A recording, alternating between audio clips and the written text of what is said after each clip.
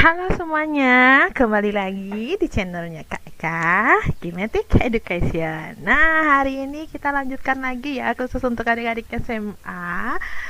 Kita akan belajar bidang studi kimia, masih di hukum-hukum dasar kimia. Nah, hari ini kita akan membahas khusus mengenai hukum dasar-dasar kimia yang kedua, yaitu hukum Frost atau hukum perbandingan tetap ya. Seperti biasa, sebelum pembelajaran kita mulai, mohon subscribe, like, and share-nya ya. Dan yang terpenting, aktifkan selalu tombol lonceng agar adik-adik selalu mendapatkan materi terbaru dari Kak Eka. Oke? Nah, langsung aja kita mulai ya. Khusus hari ini, Kak Eka akan membahas hukum-hukum dasar kimia yang kedua, yaitu hukum perbandingan tetap, yaitu atau hukum Frost. Oke? Nah, jadi adik-adik, apa sih yang dimaksud dengan hukum perbandingan tetap ini? Hukum perbandingan tetap atau hukum Frost diambil dari nama kimiawan Prancis Joseph Frost ya. Adalah hukum yang menyatakan bahwa suatu senyawa kimia terdiri dari unsur-unsur dengan perbandingan massa yang selalu tepat sama atau persis gitu. Oke, paham ya? Oke, apa itu hukum perbandingan tetap? Dalam pembahasan kali ini, Kak Eka akan menjelaskan secara lengkap dan jelas mengenai perbandingan tetap. Untuk ulasan selengkapnya, yuk simak penjelasannya sebagai berikut ya. Di sini Kak Eka akan kasih contoh-contohnya agar adik-adik lebih memahami mengenai hukum perbandingan tetap. Oke, nah misalkan yang pertama, di sini kita punya, bayangkan di laboratorium gitu ya, bayangkan adik-adik di laboratorium gitu ya. Ada massa hidrogen yang bereaksi. Nah, kita melakukan 3 kali percobaan. Nah, misalkan gitu, 3 kali percobaan. Nah, di sini kita mereaksikan hidrogen dengan oksigen ya. Di sini Kak Eka tulisnya hidrogen lagi ya. Nah, ini massa oksigen sebenarnya ya. Oke, kita ganti, ini massa oksigen. Gede. Oke, di sini kita ganti massa oksigen. Oke, misalkan yang pertama kita menggunakan perbandingan massa hidrogennya 1 gram, oksigennya 8 gram.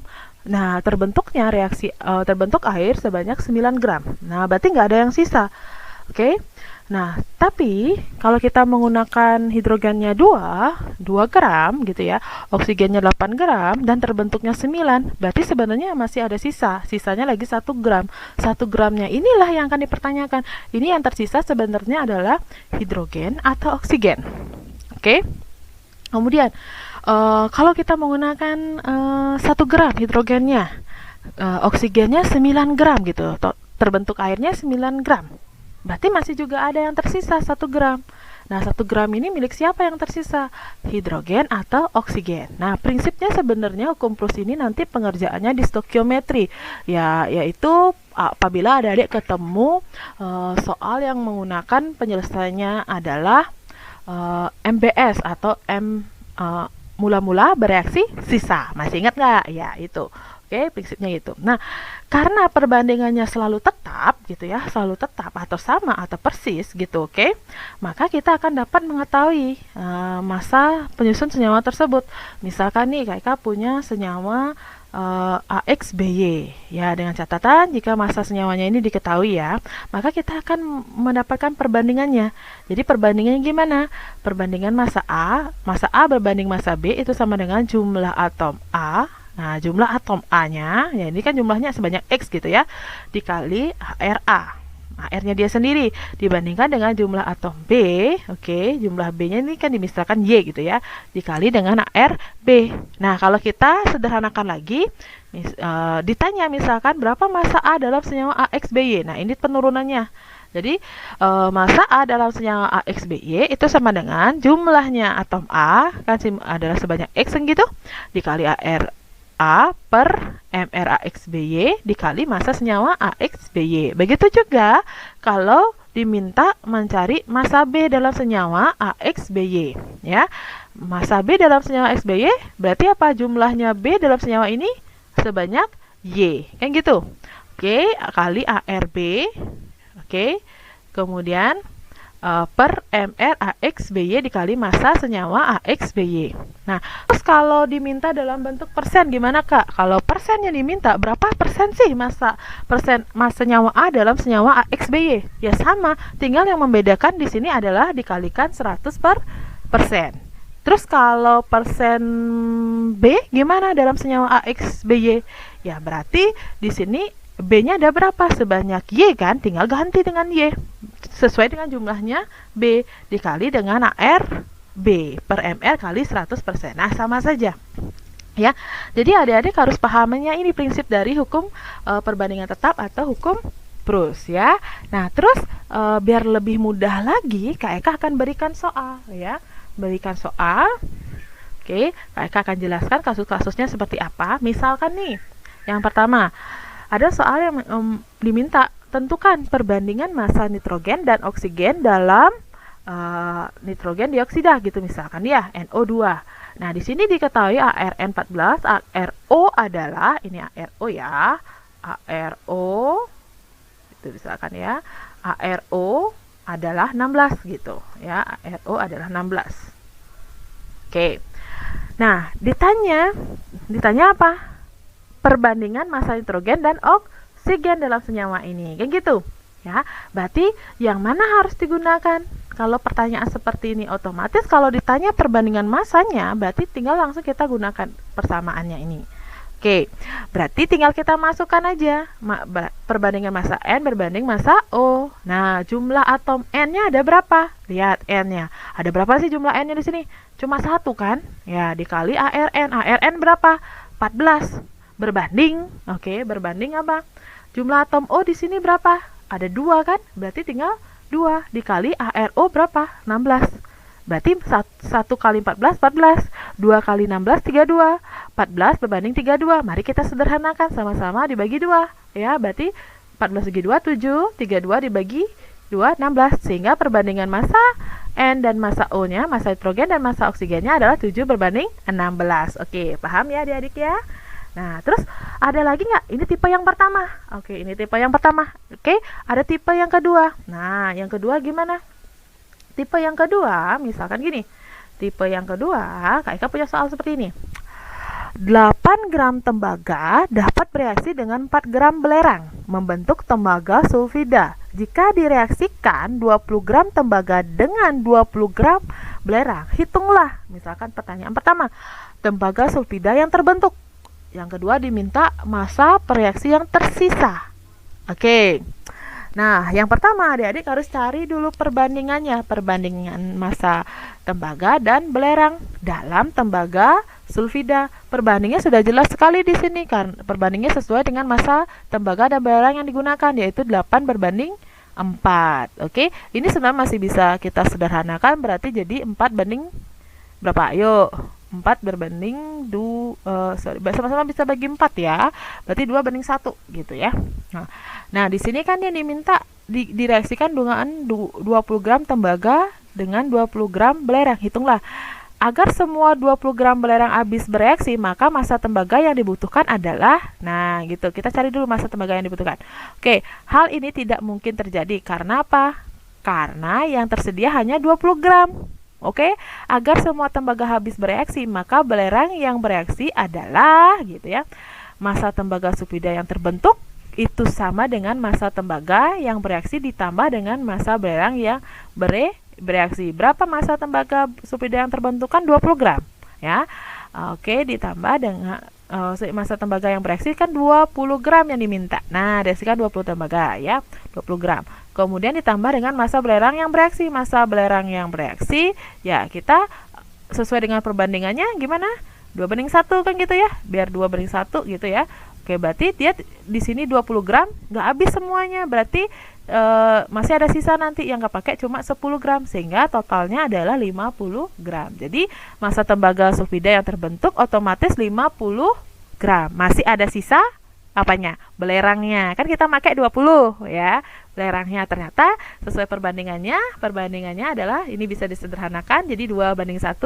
Berarti biar 2:1 otomatis dipakai tembaganya 20, belerangnya 10 ya. Gitu. Jadi total massa tembaga sulfida yang terbentuk adalah 50 gram dan ada sisa lagi 10 gram belerangnya. Oke, paham untuk yang opsi yang pertanyaan pertama, yang A.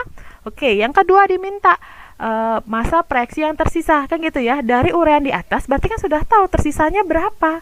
Kan makainya belerang 20 kan gitu ya. Kemudian makainya tembaga itu 20 gram. Kan gitu. Karena perbandingannya 2:1, yaitu yang ini 8:4 kita sederhanakan, maka biar 2:1 masih ada tersisa belerangnya lagi 10 gram. Oke, sampai sana paham adik-adik? Itu tipe yang kedua. Terus tipe yang ketiga, ada lagi nggak? Ada tipe yang ketiga, misalkan nih, ya tipe ketiga. Diminta adik-adik menghitung kadar unsur nitrogen dalam urea nih. Oke, kadar nitrogen dalam urea gimana? Kalau udah kadar berarti diminta dalam bentuk persentase. Oke, yang pakai persentase masih ingat nggak tadi rumusnya? Ya, ini udah kayak kasih ya. Persen A dalam senyawa AXBY dengan X dikali ARA per MR-nya dikali 100%. Nah, bedanya di soal ini meminta kadarnya nitrogen dalam urea. Nah, ini rumus ureanya. Berarti apa? Persen N dalam urea sama dengan jumlah N ada di sini ada berapa? Ada 2 kan? Nah, berarti dikali dengan ARN. Oke, di sini udah saya langsung kali ya kan ya. ARN-nya berapa? 14. 2 kali 14. Sudah MR urea. Dicari ya MR ureanya 60 kali 100. Ya, ini jelas ini kalau 2 kali 14 berapa? Ayo. Gampang kan? Berapa? Ayo. 28. Oke, 28. Berarti 28 dibagi 60 jadinya kali 100 46,7%. Oke, ini tipe yang ketiga tadi ya, tipe ketiga. Terus kalau selain nitrogen bisa nggak Kak yang nyari? Misalkan nyari kadarnya oksigen dalam urea, bisa, prinsipnya sama. Berarti kadar O tinggal jumlah O-nya ada berapa di situ? Cuma ada 1 kan? Ya, berarti tinggal di sini ya X-nya ganti dengan 1 kali ARO. Udah, MR-nya tetap sama 60. Terus kalau ditanya persennya kadarnya hidrogen dalam urea gimana? Ya sama, tinggal jumlahnya di sini aja yang beda hanya. Ada berapa hanya? Ada 4, berarti ganti X-nya dengan 4, gitu saja. Oke, tipe ketiga ya. Sekarang tipe soal yang keempat. Nah, berkaitan dengan hukum plus. Karena hukum plusnya ini sering banget keluar gitu ya, kalau di UTBK atau ujian masuk perguruan tinggi gitu ya adik-adik ya. Jadi memang plus ini benar-benar mengasihkan gitu, oke? Nah, sekarang diminta nih, hitunglah massa Fe yang terkandung dalam 8 gram Fe2SO4 3 kali. Nah, MR-nya udah dikasih tahu. Berarti karena diminta massa, berarti kita pakai massa. Ya tinggal apa massa Fe dalam Fe-nya ada berapa di sini? Nah, hitung jumlah atom Fe ada berapa? Ada 2 kan? Berarti tinggal 2 dikali ARFE adalah 56 kali 56 per, adik-adik cari dulu MR-nya. MR-nya adalah 400. Kali masanya kan udah dikasih tahu 8 gram, berarti kali 8. Sudah, kita tewas-tewaskan, yang mana bisa ditewaskan di sini. Pertama kita bisa tewaskan 400-nya ya, 400 tewas, berarti ini sisa lagi 50. Kemudian 50 bagi 2 tewas, 25, berarti 56 dibagi 25 berapa? 2,24 gram. Jadi massa Fe yang dalam senyawa Fe2SO 3 kali itu adalah 2,24 gram. Oke. Nah, itu tipe-tipenya. Oke, kadang-kadang juga digabung, misalkan digabung antara tiba-tiba diminta persen, nah, atau nanti digabung dengan pencarian rumus kimia. Nah, gitu, oke. Nanti Kak akan bahas, oke, satu persatu. Tapi kita kuasai dulu nih hukum-hukum dasar kimia. Jadi adik-adik yang belum subscribe, ayo subscribe-nya ditunggu ya. Adik-adik, hukum plus ini juga ada penyimpangan ya, sama kayak hukum kekalan massa. Yang belum mendapat penjelasan hukum kekalan massa atau yang belum nonton video pembelajaran KEK tentang hukum kekalan massa, adik-adik bisa lihat videonya ya.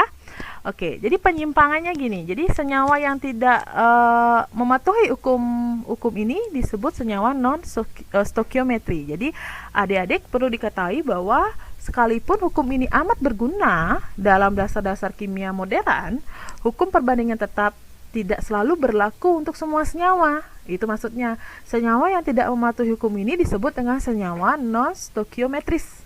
Nah, misalkan gini, perbandingan massa, ini kan saya contohkan, misalkan nih ya, perbandingan massa unsur-unsur dalam senyawa non-stokiometris berbeda-beda pada berbagai sampel gitu ya. Misalkan Kak contohkan di sini adalah besi oksida ostit gitu ya.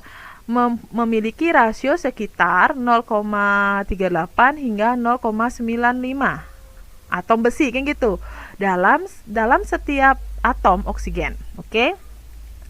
Terus tidak tahu karena dalam perangkat yang telah digunakan tidak akurat. Nah, dalam membedakan nomor atom sehingga ada rasio perbedaannya. Nah, gitu. Oke. Jadi nggak tepat dia karena alat yang digunakan tidak akurat. Oke. Dan ini selain itu hukum Proust juga tidak berlaku untuk senyawa-senyawa yang mengandung komposisi isotop. Masih ingat nggak isotop? Yang namanya isotop nomor atomnya sama ya atau protonnya sama ya. Nah, jadi hukum Proust ini tidak berlaku untuk senyawa-senyawa yang mengandung komposisi isotop yang berbeda. Oke. Komposisi isotop dapat berbeda sesuai dengan sumber dari unsur yang membentuk senyawa tersebut. Itu masalahnya. Ya, perbedaan ini dapat digunakan untuk penanggalan gitu ya. Kalau perbedaannya ini kan dapat digunakan untuk penanggalan secara kimia karena proses-proses, contohnya proses astronomis, atmosferis maupun proses dalam samudra, kerak bumi dan bumi bagian dalam kadang-kadang memiliki kecenderungan terhadap isotop berat ataupun ringan. Perbedaan yang diakibatkan amat sedikit ini tetapi biasanya dapat diukur dengan peralat modern gitu ya. Peralat modern oke. Nah, itu jadi tidak berlaku di sini hukum Proust-nya. Nah, kemudian tidak hanya itu, hukum Proust juga tidak berlaku pada polimer, baik polimer alami maupun polimer buatan. Oke, jadi di sini ada penyimpangan hukum Proust ya, adik-adik ya. Nah, demikian dulu ke videonya Kak Eka. Semoga video ini bermanfaat dan adik-adik bisa mengerti mengenai hukum Proust atau hukum perbandingan tetap ya. Nah, oke, untuk selanjutnya nanti Kak Eka akan bahas hukum-hukum dasar kimia yang ketiga, yaitu hukum Dalton ya. Jadi sebelumnya mohon subscribe, like and share-nya dan aktifkan selalu tombol loncengnya. Demikian dulu, bye bye, terima kasih.